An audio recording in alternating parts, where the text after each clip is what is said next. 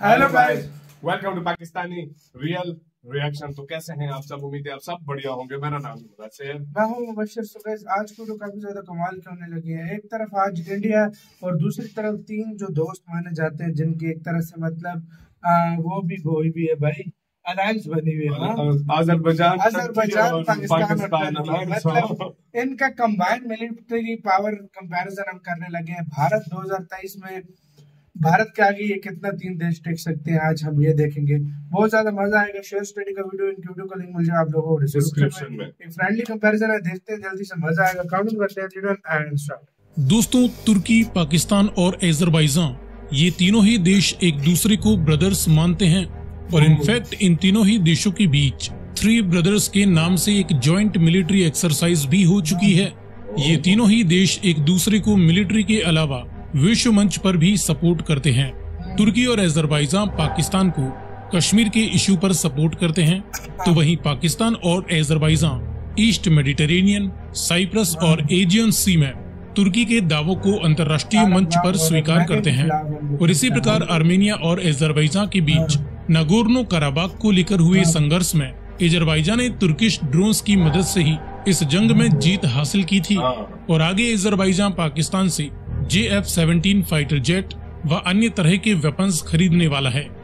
इससे naturally in तीनों ही देशों के मूव्स को काउंटर करने के लिए भारत ने भी तुर्की के खिलाफ ग्रीस और साइप्रस जैसे देशों का साथ देना चालू कर दिया है।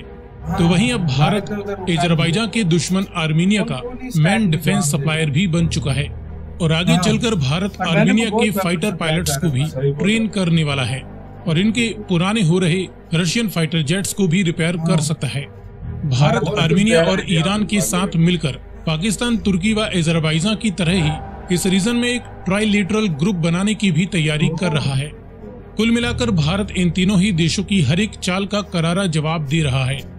ऐसे में इस बात का अंदाजा स्पष्ट रूप से लगाया जा सकता है कि भविष्य में भारत और पाकिस्तान के बीच होने वाली जंग के दौरान तुर्की व अजरबैजान पाकिस्तान को हर संभव मदद पहुंचाने वाले हैं और भारत को किसी और देश से मदद मिले या ना मिले, इससे पहले क्या भारत आज के समय में इतना सक्षम है कि वह इन तीनों ही देशों की कंबाइंड पावर का मुकाबला अकेला कर सके? ये जानने के लिए आइए करते हैं इस वीडियो में तुर्की, पाकिस्तान और अजरबैजान की कंबाइंड मिलिट्री पावर के सामने इंडियन मिलिट्री की टोटल फायर पावर के बीच एक क्विक कंपैरिजन।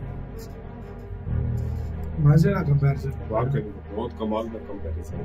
इनकी कंपैरिजन सबसे बेस्ट होते हैं और ऑथेंटिक होते हैं सारे, और ये बिल्कुल अनबायस्ड रहकर। लेकिन वीडियो में आगे बढ़ने से पहले आपके लिए एक सवाल।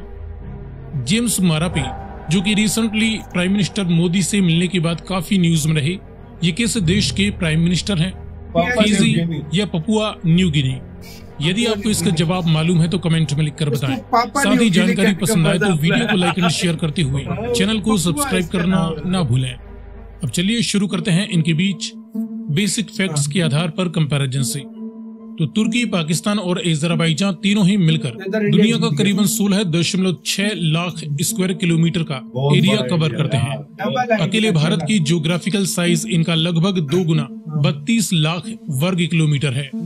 इन तीनों ही देशों की कंबाइंड पॉपुलेशन 33 करोड़ का आंकड़ा पार कर चुकी है। भारत दुनिया में सबसे ज्यादा 142 करोड़ से भी अधिक की पॉपुलेशन रखता है। कंबाइंड नॉमिनल जीडीपी में इन तीनों ही देशों की नॉमिनल जीडीपी करीबन $1.4 ट्रिलियन वैल्यू तक पहुंच चुकी है। नॉमिनल जीडीपी के मामले में भारत इनसे कहीं आगे करीबन $3.7 ट्रिलियन वैल्यू की अर्थव्यवस्था वाला देश है। डिफेंस पर खर्च की बात करें तो ये तीनों ही देश मिलकर अपने डिफेंस पर 30 से 35 बिलियन डॉलर वैल्यू का खर्चा कंबाइंड तौर पर सालाना कर सकते हैं। भारत अकेला इनसे लगभग 2 गुना 72 बिलियन डॉलर वैल्यू का खर्चा अपने डिफेंस पर इस साल के लिए करने वाला है। मिलिट्री पावर रैंक देखें तो पाकिस्तान दुनिया का 7वां, तुर्किश मिलिट्री दुनिया की 11वीं और अजरबैजान मिलिट्री दुनिया की 57वीं सबसे ताकतवर फौज है। इंडियन मिलिट्री दुनिया की 34 सबसे ताकतवर मिलिट्री पावर है। बेसिक फैक्ट्स में हर एक एंगल से भारत इन तीनों ही देशों पर भारी पड़ता है। इसके बाद बात करें जमीनी पावर के बीच कंपैरिजन की, तो इस फील्ड में इन तीनों ही देशों के पास 11.7 लाख के करीब एक्टिव ड्यूटी सोल्जर्स हैं। यहाँ पर भी भारत के पास करीबन 14.5 लाख एक्टिव ड्यूटी सोल्जर्स मौजूद हैं। मैन बैटल टैंक्स की 6,450 से ज्यादा यूनिट्स इन तीनों ही देशों की आर्मीज के पास है। इंडियन आर्मी के पास 4,600 से ज्यादा मैन बैटल टैंक्स अवेलेबल हैं। सेल्फ प्रोपेल्ड आर्टिलरी गन्स की 2,360 की करीब यूनिट्स इन तीनों ही देशों की फौज के पास है। इंडियन आर्मी के पास करीबन 140 सेल्फ प्रोपेल्ड हवेजर्स मौजूद हैं। टाउड यानी फील्ड हवेजर्स की 5,300 से ज्यादा यूनिट्स इन तीनों ही देशों के पास हैं। इंडियन आर्मी के पास 3,300 के करीब फील्ड हवेजर्स अवेलेबल हैं। मल्टीपल रॉकेट लॉन्च सिस्टम्स की 2,600 से ज्यादा यूनिट्स इन तीनों ही देशों के पास हैं। इंडिया के पास करीबन 1,000 मल्टीपल रॉकेट लॉन्च सिस्टम्स मौजूद हैं। जमीनी पावर के मामले में इन तीनों ही देशों के पास वेपन्स की क्वांटिटी इंडिया से ज्यादा है। इसके बाद देखें हवाई पावर के बीच कंपैरिजन।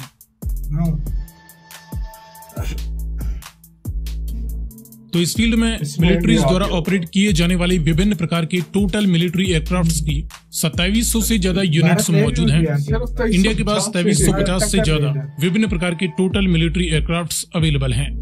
इनमें फाइटर इंटरसेप्टर्स जैसे मल्टी रोल जेट्स की 630 से ज्यादा यूनिट्स इन तीनों ही देशों के पास हैं। इंडिया के पास 550 के करीब मल्टी रोल जेट्स अवेलेबल हैं।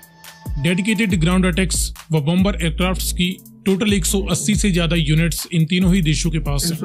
इंडिया के पास करीबन 120 dedicated ground attack aircrafts available हैं।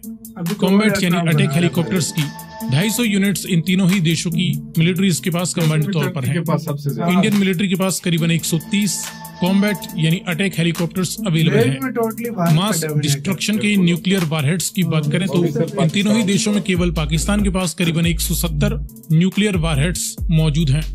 इंडिया के पास करीबन 160 के करीब न्यूक्लियर वारहेड्स होने की संभावना है। हवाई कंपैरिजन में इनके बीच एक कड़ी टक्कर देखने को मिल रही है।